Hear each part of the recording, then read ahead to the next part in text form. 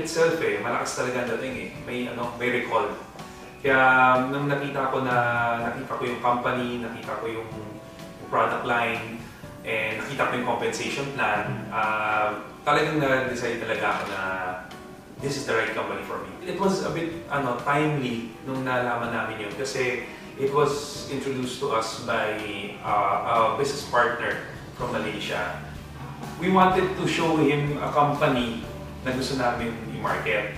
And ang nangyari nun, yung imbes na makuha namin siya, nag-iba yung ihip ng hangin. Kami yung nakuha sa Longreach. Pinuntahan talaga namin yung office sa China, in Suzhou.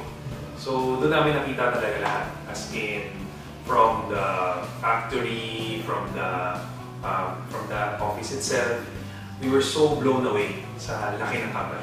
Actually, marami kaming challenges na face when we started.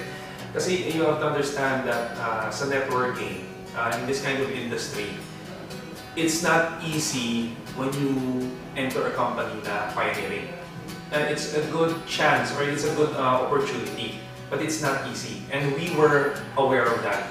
Yung pinapasok namin talagang maraming challenges. And honestly, we started off na sa garahe lang kami nagpe-present. Mainit, tapos sa garahe lang kami, you're presenting to 100 to 200 people. If you started with us, may possibility na hindi ka sumama. Kasi nga, nag-start lang kami para kami, ang dating na parang budol-budol lang. Pero we had that vision na everything starts from somewhere. Kaya nung nag-start kami sa garahe, alam namin na may pupuntahan ng maganda. And true enough, bago matapos yung 2013, approximately around October, nagkaroon na rin tayo ng office. There are people who, to cease to believe sila. Sasama lang sa'yo pag may nakita ng office, pag may nakita ng may nangyayari sa company. And it was very fortunate kasi yung group namin, nung New Fire.net, may attitude kami na we believe first and people will see. Actually, marami na bago sa akin si Longreach. Because of the problems we don't say problems, pero we say concerns.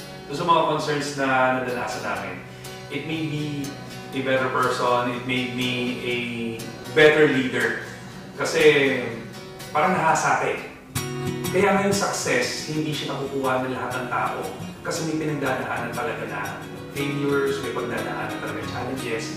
Pag na-feel mo na nahihirapan ka na sa ginagawa mo, ibig sabihin mas malapit ka na sa success na darating sa'yo. So, sa akin, just move on. Move forward. Dire-diretso lang. Focus. Do what you love to do. Focus and share the business and the brand of Longreach. And believe me, success will come once that you are ready. Mag-join ka kasi baka maiwanan ka. The most painful thing in life is the pain of being left behind. So imagine mo, kami, may nangyayari ng resulta. What more kung mag-join ka pa sa amin? Honestly, there are people who still don't believe in Longreach. And I mean, whether you like it or not, even if they don't join us, we get paid.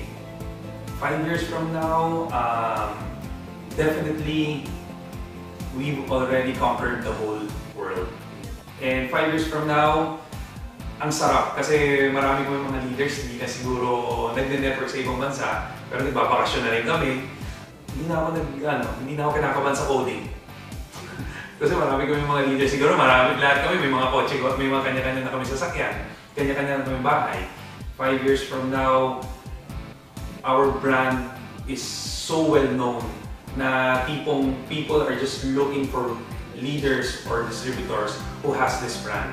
Because definitely 5 years from now, they've used it, they loved it, and they want to be a part of it.